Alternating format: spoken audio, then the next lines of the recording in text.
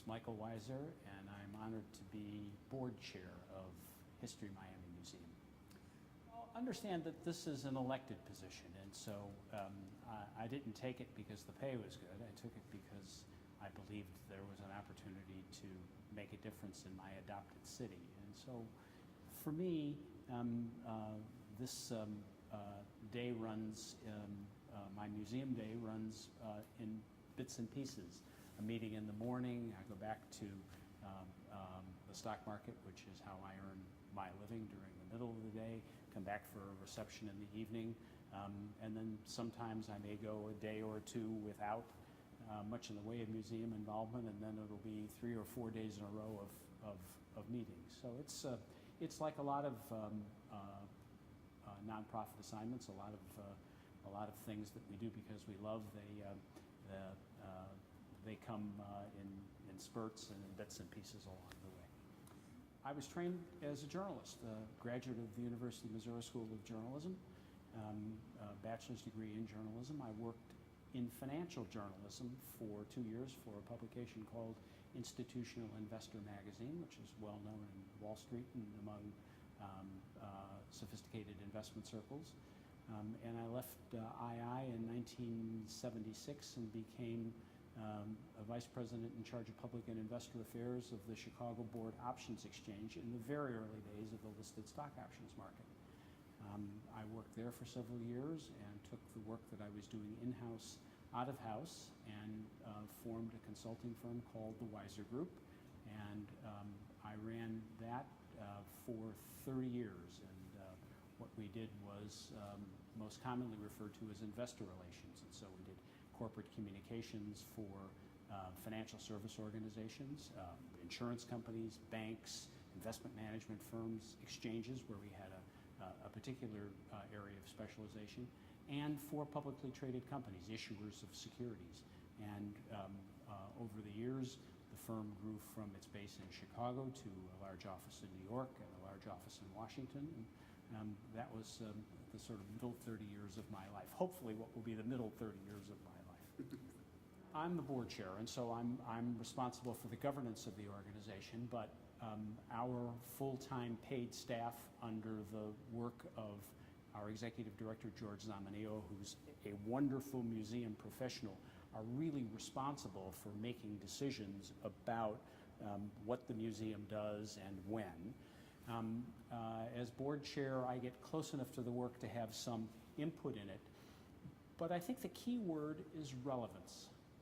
We want what the museum does to be relevant not only in historical terms, but in contemporary terms to generations of Miamians. And so an exhibition like Pedro Pan, which chronicles the largest exodus of children in the history of the Western world from Cuba to various parts through the United States, was a deeply meaningful and emotional experience for so many people in our community. Not only the Pedro Pans themselves, but their relatives, their children. So a long-time associate of my wife's, Renee Ruiz, who was a Pedro Pan and an associate of Julie's at Macy's, saw Pedro Pan 4 times. First alone, "What'd you do, Renee?" I cried. Second time with Yvonne, his wife, he cried. The third time with his children and grandchildren, "What did you do, Renee?" I cried. And the fourth time with Julie and me. And again, he cried.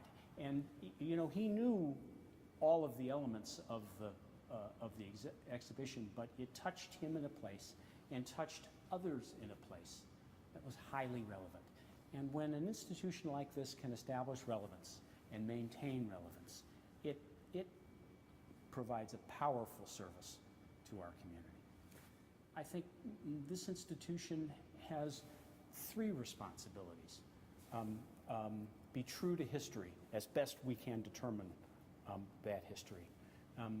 Number 2, tell what we call Miami stories, which is to talk about the movement of peoples to Miami and chronicle what they've done as Miamians. And then the third is to create an institution that is relevant to the civic future of the city. So we hold lots of programs here, naturalizations, ceremonies, presidential symposia, that in a larger sense address the needs of the community and provide a place for Miamians to talk not only about the past of Miami, but the future of Miami. And I think in doing those three things, we really do fulfill a critically important mission civically to the city. I am the founder of Miami Stories. You know, it's like so many things, it's born of personal responsibility. So as I told you, Jesse, we came to Miami for the first time in 2005 because my wife, Julie Greiner Weiser, was named CEO of what was then called Macy's Florida, the old Burdines. And we knew nothing about Miami. I mean, I knew about the Dolphins, I knew about the Marlins, but I really didn't know the city. And Julie and I went to a program that was sponsored by the Chamber that helps to acculturate new executives in Miami. And we heard Arva Moore Parks speak. Now, Arva's become a dear friend over the years. But she described the history of the place. And then things began to drop into place for us. Miami began to animate for us. We began to understand why things were based on what had come before us. To be frank, before I came to Miami, it never occurred to me that Miami had a history. What it is a rich history, geographically, environmentally, and in terms of the movement of people. And to learn that history and to be able to teach it is a critically important piece of communal glue in a community where 75% of the people came from someplace else. Me, from Chicago and New York, other countries, and nearly half were born outside the United States. The history of the place is a critically important part of who we are as one people, as one Miami. So in a very real sense, the purpose of this institution is to help Miamians discover their 305-ness, okay? All right, and that sense of themselves as Miamians. There's a tremendous amount of attention paid to the physical development of Miami. The buildings we build, the infrastructure that we must build and rebuild over time to accommodate a growing city.